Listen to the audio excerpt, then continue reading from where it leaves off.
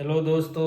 तो कैसे हैं आप लोग। उम्मीद करता हूं कि आप लोग बहुत ही बढ़िया और मस्त होंगे और आप लोग अपने पढ़ाई में बहुत ही अच्छे से लगे होंगे।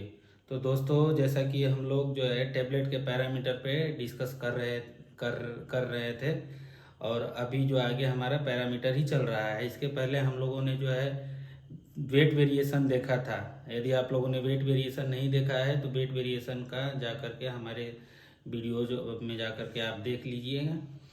आज जो है हम लोग चर्चा करेंगे डिसइंटीग्रेशन टेस्ट। तो डिसइंटीग्रेशन टेस्ट जानने से पहले सबसे पहले हम लोग जानेंगे डिसइंटीग्रेशन क्या होता है। ठीक है। डिसइंटीग्रेशन का हमने पीछे भी जिक्र किया था कि डिसइंटीग्रेशन का मतलब होता है to break down. To break down किसका ब्रेक डाउन? टेबलेट का इनटू स्मॉल पार्टिकल्स।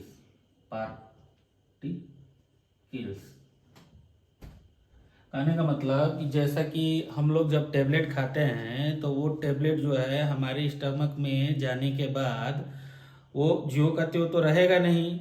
वो जैसे कि जब हम टेबलेट बनाने से पहले जिस जिस फार्म में हमारे ग्रेन्यूल्स और पार्टिकल के फार्म में जो जैसे रॉ फार्म में हमारा टेबलेट था, सेम उसी फार्म में जो है वो पार्टिकल के फार्म में हमारे स्टमक में जाएगा।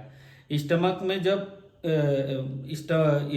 हो जाएगा, स्टमक में जब जो है पार्टिकल के फार्म में आएगा तभी हमारे स्टमक के जो इंटरनल वाल जो है बिलाई हैं या उन छोटे छोटे पार्टिकल्स को जो है एब्जॉर्ब कर पाएंगे। यदि हम बड़ा सा टेबलेट हमारे स्टमक के अंदर रह जाता है तो वो एब्जॉर्ब नहीं हो पाएगा।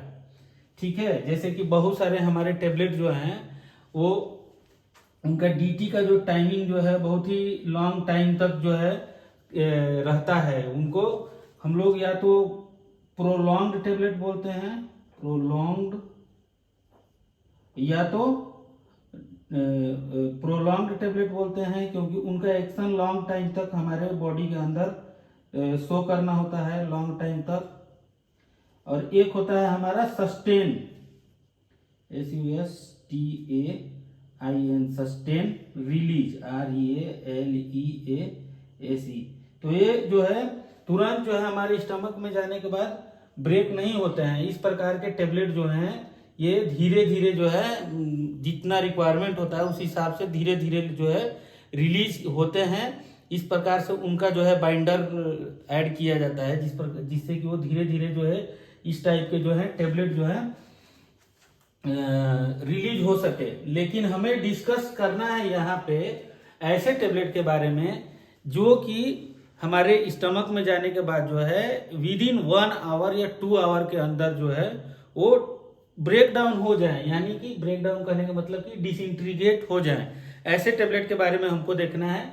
ऐसे टेबलेट का डीटी नहीं होता है। इन टाइप के टेबलेट का या च्यूएबल टेबलेट जो हम बनाते हैं उन टाइप के टेबलेट्स का डीटी नहीं होता है। तो हमें इस ऐसे टेबलेट का डीटी देखना है और पैरामीटर चेक करना है जिनका कि हमारा या तो 15 मिनट में या आधे घंटे में या 1 घंटे में, वो तो हम अभी देखेंगे। लेकिन फिलहाल जो है हम लोग डिसइंटीग्रेशन को टेस्ट करने के लिए जिस एपर्टस का हम लोग यूज करते हैं उसको हम लोग क्या बोलते हैं?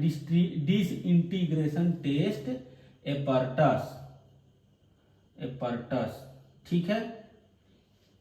ये भी जो है हमारा इन प्रोसेस पैरामीटर होता है ड्यूरिंग कंप्रेशन। जब हमारा कंप्रेसर मशीन चल रहा होता है या स्टार्टिंग करते हैं तो उस समय जो है हम जो इनिशियल पैरामीटर जो कि वेट वेरिएशन और थिकनेस, हार्डनेस, फ्राइबिलिटी चेक करते हैं, सेम उसी प्रकार से हम डीटी को भी चेक करते हैं। तो डीटी को चेक करने से पहले सबसे पहले मैं जो है आप लोगों को यहाँ पे एक डीटी मशीन को देख लेंगे और उसके पार्ट को समझने की कोशिश करेंगे। यहाँ पे मैंने कुछ उनके पार्ट्स के डिटेल्स यहाँ पे डाल रखे हैं जो कि आपके एग्जाम के पॉइंट ऑफ व्यू से बहुत ही इंपॉर्टेंट है। जब हम एमसीक्यू करेंगे तो देखेंगे कि हमारे डीटी से जो है बहुत सारे क्वेश्चंस, प्रोबेबिलिटी से बहुत सारे क्वेश्चन बनते हैं अभी जितने पैरामीटर हम करा रहे हैं उनसे बहुत सारे क्वेश्चंस हमारे एमसीक्यू के सीरीज में आप लोगों को देखने को मिलेगा, या आप लोग यदि प्रैक्टिस कर रहे होंगे तो आप लोगों को ये जानकारी होगा कि इनसे इस प्रकार के जो है क्वेश्चंस बनते हैं। तो आइए हम लोग जो है देखते हैं डिसइंटीग्रेशन टेस्ट एपर्टस के पार्ट्स के बारे में। तो पहला जो होता है हमारा ग्लास ट्यूब, ठीक है। जिस प्रकार से हमने जो है फ्राइबिलिटी में बताया था, जो है सर्कुलर टाइप के हमारे जो दोनों साइड से जो है साइकिल टाइप के लगे होते हैं और उनमें हम लोग टेबलेट भरते थे, उसी तरह से हमारे डीटी के एपर्टस में जो है दो बीकर लगे होते हैं, ठीक है। जैसे कि यहाँ पे हमने बीकर लिखा है, ठीक है, वो बीकर लगे होते हैं। उस बीकर थे कि बीकर होते हैं, ठीक है, आप लोगों को यहाँ पे देखने को मिल जाएगा डीटी एपर्टस, ठीक है। बीकर के अंदर जो है ट्यूब लाइक स्ट्रक्चर होते हैं, ठीक है, वो ग्लास ट्यूब होते हैं, वो 6 नंबर में होते हैं। मतलब कि एक जो है बीकर में हमारे इस प्रकार से करके ऐसे करके 6 1 2 3 4 5 और 6 करके जो है ऐसे सिलेंडर टाइप के ट्यूब्स लगे होते हैं, ठीक है, ट्यूब्स लगे होते हैं सिलेंडर टाइप के। और ये एक जो सिलेंडर जो होता है, ठीक है, ये सिलेंडर हो गया, ठीक है, ये ग्लास ट्यूब्स होते हैं, ठीक है। और इनका जो क्वेश्चन एग्जाम में आया हुआ, इनका लेंथ कितना होता है, तो 3 इंचेज होता है। आप लोगों को याद रखना है। इनके नीचे जो है क्या लगे होते हैं, यहाँ पे देखिए मेश स्क्रीन लगे होते हैं, ठीक है। एसएस का बना होता है, ये 10 मेश का भी आता है और 8 मेश का भी होता है। 10 मेश का जो है यूएसपी में आता है, ठीक है, उसका मेश का साइज 1.7 mm होता है। और 8 मेश का जो है 2 mm का होता है, उसका साइज जो आईपी में इतना आईपी में 2 mm होता है। तो यानी कि ये मेश का जो साइज है हमारा 2 mm होता है, ठीक है। और इनके टोटल जो है मेश का जो नंबर होता है ये 10 होता है और 8 होता है, ठीक है। तो अब इनके अंदर जो है क्या करते हैं कि हम टेबलेट को पुट करने के बाद एक डिस्क लगा देते हैं, ठीक है, एक डिस्क लगा देते हैं ऊपर से, टेबलेट के ऊपर डिस्क लगा देते हैं। और ये नंबर में 6 इधर होते हैं और इधर भी होते हैं, यानी कि 6 और 6 12 टेबलेट जो है हमारे टेस्टिंग के लिए लिए जाएंगे। तो हमारा बीकर भी हो गया, मेश भी हो गया, ग्लास ट्यूब भी हो गया। अब क्या किया जाता है कि जैसे कि हम लोग हमारे बॉडी का जो टेम्परेचर है वो टेम्परेचर उस एपर्टस के अंदर मेंटेन किया जाता है, यानी कि उसके अंदर जो है हीटर भी लगा होता है, ठीक है। और वो हीटर को मेजर करने के लिए उसके अंदर थर्मामीटर भी होता है, जो कि बताता है, उसके अंदर हमको टाइमिंग को सेट करना होता है। तो 37 डिग्री हमारे बॉडी के टेम्परेचर के बराबर उसका टेम्परेचर रखा जाता है, ठीक है। और उसको हम ±2 डिग्री सेंटीग्रेड रख सकते हैं, ठीक है। उसको जो है इस प्रकार से डिजाइन किया जाता है कि वो अप डाउन जो है like peristaltic movement,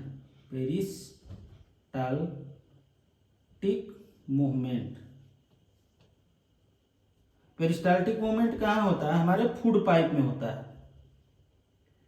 FOOD food,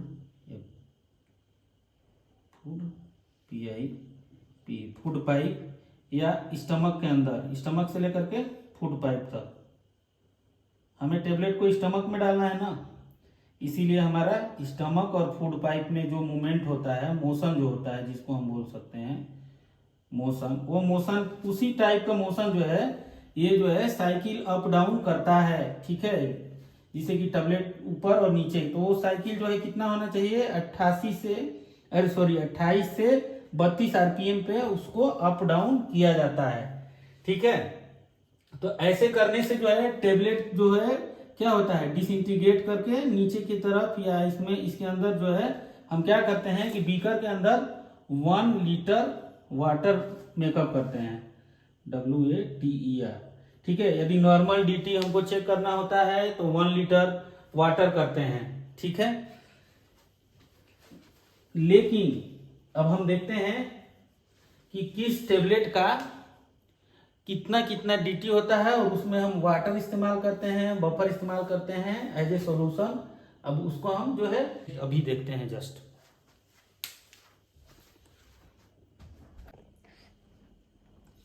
तो दोस्तों अब हम लोग देखते हैं कि डिफरेंट टाइप के जो टेबलेट जो होते हैं उनका DT का टाइमिंग कितना होता है और उनको लगाने के लिए कौन सा मीडियम हम इस्तेमाल करते हैं। नॉर्मली ऐसे तो हम वाटर में ही करते हैं सारे टेबलेट का डीटी, लेकिन जो एक इंटेरिक कोटेड टेबलेट जो हमारा होता है वो केवल 0.1 ml HCl में 2 घंटे के लिए रखते हैं।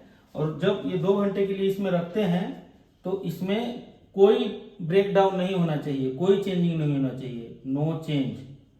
ठीक है, जब हम डीटी लगाएंगे 6 टेबलेट उस बीकर में और 6 टेबलेट इस बीकर में, ठीक है, एज ए सैंपल के रूप में लेकर के 2 घंटे के लिए उसमें कोई चेंजिंग नहीं आएगा। लेकिन जब हम फॉस्फेट बफर में जब उसको डालेंगे, मीडियम चेंज करेंगे 2 घंटे के बाद, कोई चेंजिंग नहीं आना चाहिए। और फॉस्फेट बफर में डालने के बाद जो है हमारा 60 मिनट के अंदर जो है वो डिसइंटीग्रेट हो जाना चाहिए। लेकिन ऐसा होता क्यों है? क्योंकि इंटेरिक कोटेड टेबलेट जो है, अब हम लोग जो है कोटिंग जब पढ़ेंगे तो वहां पे देखेंगे कि इंटेरिक कोटेड टेबलेट क्या होता है। इंटेरिक कोटेड टेबलेट का जो है, इससे रिलेटेड क्वेश्चन भी बहुत ज्यादा पूछता है। होता यह है कि इंटेरिक कोटेड टेबलेट जो होता है, हमको अपने स्टमक में उसको जो है डिसइंटीग्रेट नहीं करके जो है उसको हमें इंटेस्टाइन में जो है डिसइंटीग्रेट कराना होता है। तो इसी के वजह से जो है हम जो है इस प्रकार का जो फार्मूलेशन जो है तैयार करते हैं। आप लोगों को फिलहाल जो है इसका अभी जो है हमें टाइमिंग याद रखना होगा, क्योंकि टाइमिंग से रिलेटेड क्वेश्चन पूछता है। बाकी के इंटेरिक कोटेड के बारे में हम लोग कोटिंग जब करेंगे टेबलेट का तो उस समय हम इसके बारे में जिक्र करेंगे। अब आते हैं अनकोटेड टेबलेट पे। अनकोटेड टेबलेट यानी कि कंप्रेशन करने के बाद जो टेबलेट हमारा मिलता है वो अनकोटेड टेबलेट होता है। तो उसका जो डीटी होता है नॉट मोर देन, आप लोग ये यहाँ पे ऐसे नॉट मोर देन लगा लीजिएगा, नॉट मोर देन 50 मिनट। अब अनकोटेड टेबलेट का सबसे अच्छा एग्जांपल आप लोग देख सकते हैं पीसीएम। मोस्टली जो पीसीएम आता है जैसे कि डोलो हो गया, ठीक है, तो मैकफास्ट हो गया, तो ये सब जो होते हैं, ये जो भी आपको मार्केट में मिलेंगे जो है पीसीएम टेबलेट जो मिलेंगे वो आपको अनकोटेड टेबलेट मिलेंगे। तो उसका यदि हम डीटी देखेंगे तो नॉट मोर देन 15 मिनट होता है। और भी जो है टेबलेट जो है अनकोटेड बनाए जाते हैं, उसका एग्जांपल आप लोग देख सकते हैं, समझ सकते हैं। अब चलते हैं, एक होता है डिस्पर्सिबल टेबलेट, ठीक है। डिस्पर्सिबल ये क्या होता है कि not more then 3 minute, sorry, मतलब कि ये जो है इसको 3 मिनट के अंदर ही हम किसी डिस्क में या किसी कंटेनर में रखेंगे तो भी वो 3 मिनट के अंदर देखेंगे कि वो जो डिजॉल्व हो जाता है।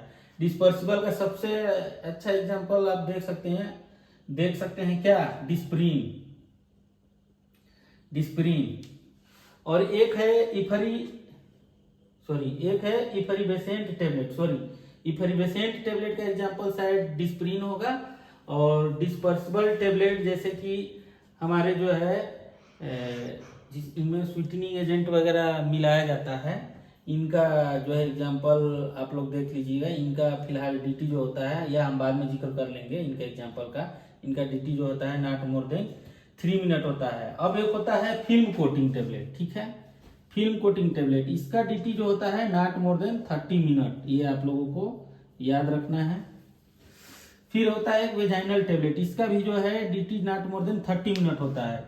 और एक आता है शुगर कोटेड टेबलेट, इसका डीटी जो होता है नॉट मोर देन